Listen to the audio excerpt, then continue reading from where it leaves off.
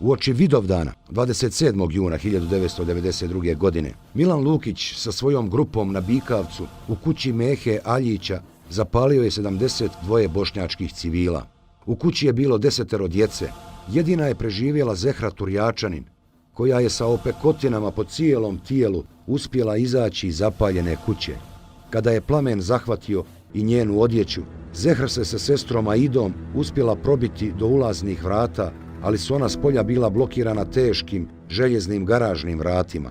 Ona sama se nekako uspjela provući kroz mali otvor na vratima, dok je sestra Aida ostala i izgorjela u kući. U kući je izgorilo 7 mojih članova. Porodice, ja? Porodice. To su 2 sestre, majka, od sestre 2 djece, snaha i njeno dijete. Mi smo je prihvatili definitivno kao poluugljenisanu osobu. Došla sam sve pješke, 5 dana smo išli, 5 dana nismo imali gdje da se previjemo. Moje ruke se bile inficirale, bilo je možda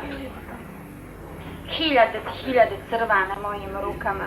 Iz svih tih rana, svih tih opekotina, crve smo vadili žive.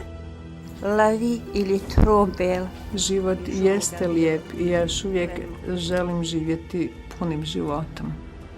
Glasna muzika koja se prolamala iz automobila srpskih vojnika oko ove kuće nije mogla nadglasati krike, vrisku i plać ljudi koji su se jedan po jedan pretvarali u žive buktinje.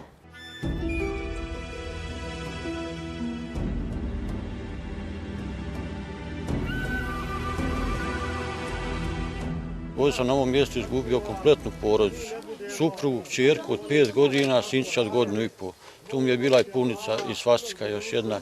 Bila jedna rodica koja je imala bebu od 2-3 dana, znači koja nije imala ni imena.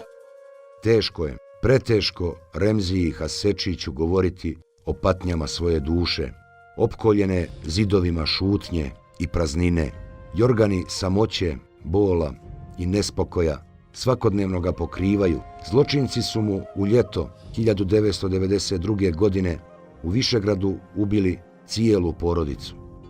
A ubili su mi ćerku Almu, 10 godina je navršavala. Ubili su mi sina Nermina, imao je 15 godina.